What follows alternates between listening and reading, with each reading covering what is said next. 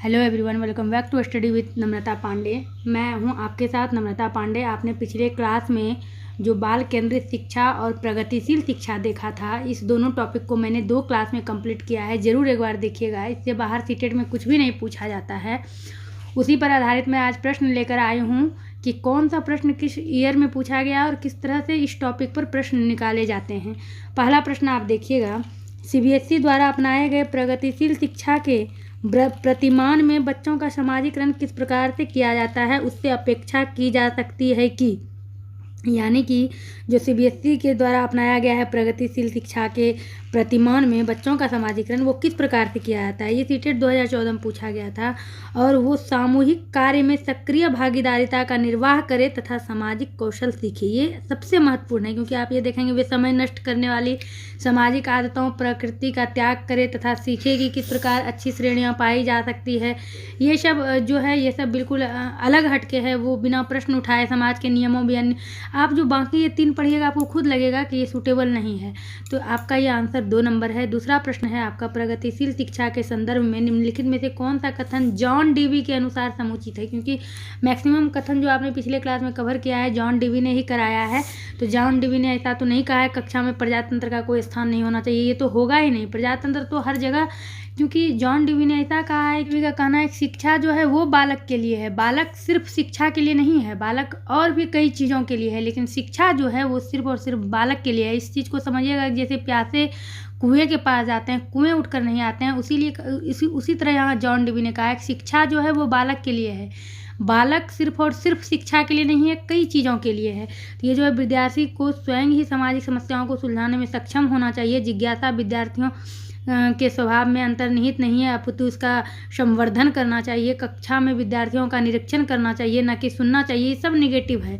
ये 2 नंबर आपका बिल्कुल सही होगा कि विद्यार्थियों को स्वयं ही सामाजिक समस्याओं को सुलझाने में सक्षम होना चाहिए, यानी कि विद्यार्थी को समय देना चाहिए। प्रश्न नंबर 3 देखिएगा।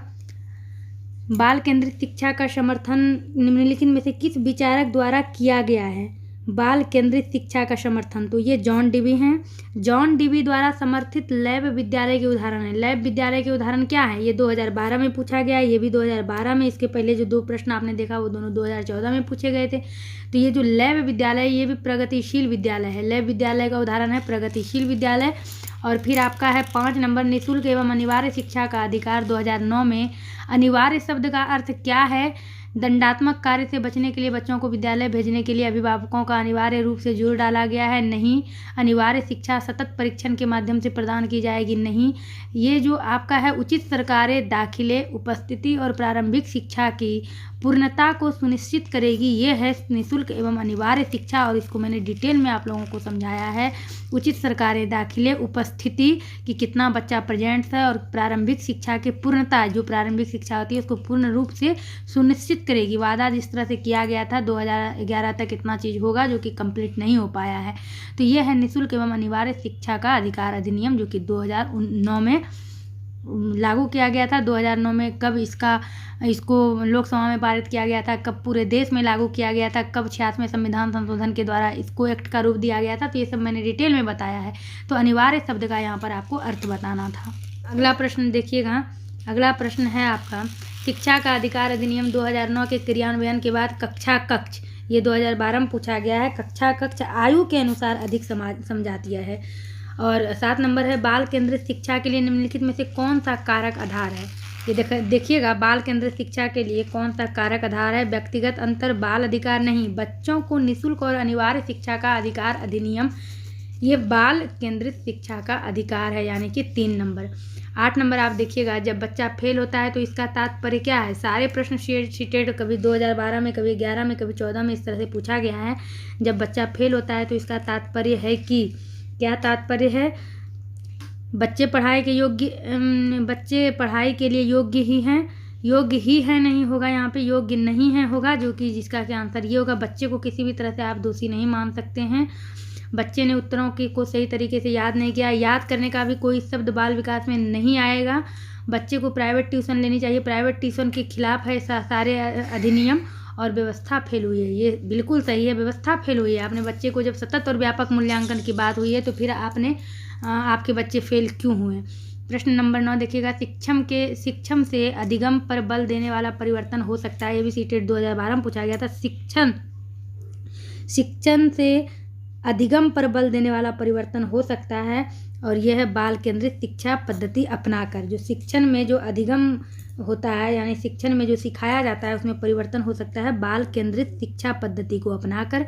10 नंबर प्रश्न है, निम्नलिखित में से कौन सी प्रगतिशील शिक्षा की विशेषता है?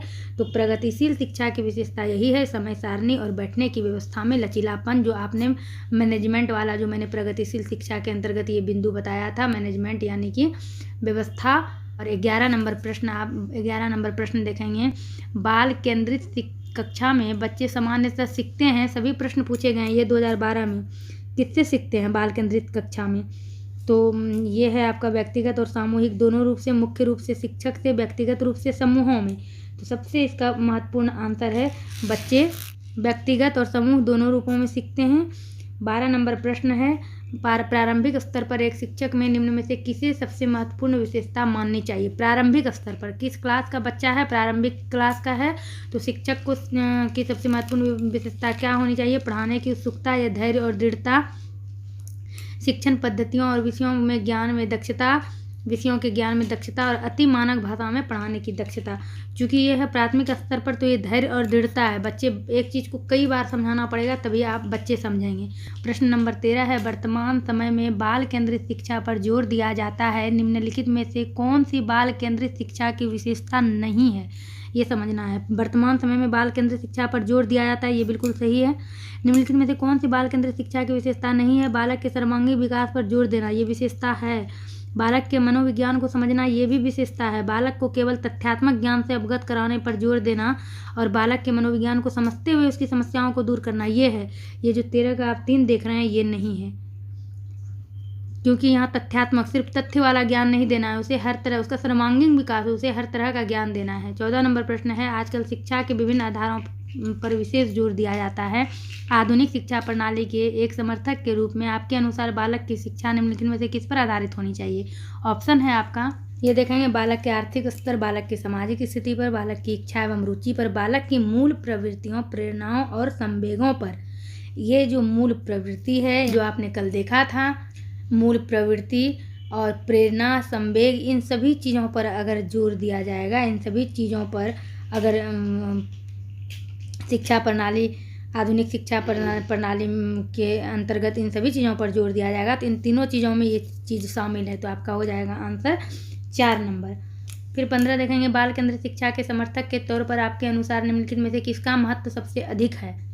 बाल केंद्रित शिक्षा के समर्थक के तौर पर, मान लीजिए आप बाल केंद्रित शिक्षा के समर्थक हैं तो आपके अनुसार किसका महत्व सबसे अधिक है? यहाँ देखें, शिक्षक बालक के व्यक्तित्व का कहाँ तक विकास कर पाता है, ये तो महत्वपूर्ण है। शिक्षक कितना ज्ञानी, आकर्षक और गुणयुक्त है। अब इस पर विषय प्रधान शिक्षा और ज्ञान प्रधान शिक्षा, अब ये नहीं है, अब ये शिक्षा हो गया है बालक केंद्रित। आप कितना आप ज्ञान में परिपक्व हैं और कौन कौन विषय आपको जानते हैं, ये अब महत्वपूर्ण है। विषय प्रधान अब रहा ही नहीं, बालक केंद्रित शिक्षा हो गई है, विषय केंद्रित और ज्ञान केंद्रित नहीं। तो आपका ये पहला ही हो जाएगा। 16 नंबर है आपका, प्रगतिशील शिक्षा के अंतर्गत निम्नलिखित में से किस बात का ध्यान रखा जाता है? प्रगतिशील शिक्षा के अंतर्गत इसमें शिक्षण विधि को अधिक व्यवहारिक करने पर जोर दिया जाता है। पहला ही सही है। रटने पर जोर दिया जाता है, नहीं। सैद्धांतिक शिक्षा दी जाती है, सिद्धांतवादी नहीं। नैतिक सामाजिक विकास पर जोर दिया जाता है, लेकिन यहाँ केवल लग गया है। नैतिक सामाजिक सब विकास पर जोर दिया जाता है लेकिन केवल लग गया, इसलिए महत्वपूर्ण है कि अधिक व्यवहारिक करने पर जोर दिया जाता है। नंबर है, प्रगतिशील शिक्षा के अंतर्गत बालक में अनुशासन के विकास के लिए किस बात पर जोर दिया जाता है? अनुशासन के विकास के लिए बालकों में उत्तरदायित्व की भावना के विकास पर। ये 2 नंबर आपका होगा। बाल केंद्रित शिक्षा द्वारा निम्नलिखित में से क्या संभव नहीं हो सकता है? क्या क्या संभव हो सकता है पहले ये आप देख लीजिए, और नहीं हो सकता है उसको देखना है। बाल मनोविज्ञान की सहायता से बच्चों के पाठ्यक्रम में सुधार, ये हो सकता है। प्रत्येक बालक पर शिक्षक द्वारा विशेष ध्यान दिया जाना, ये भी संभव है।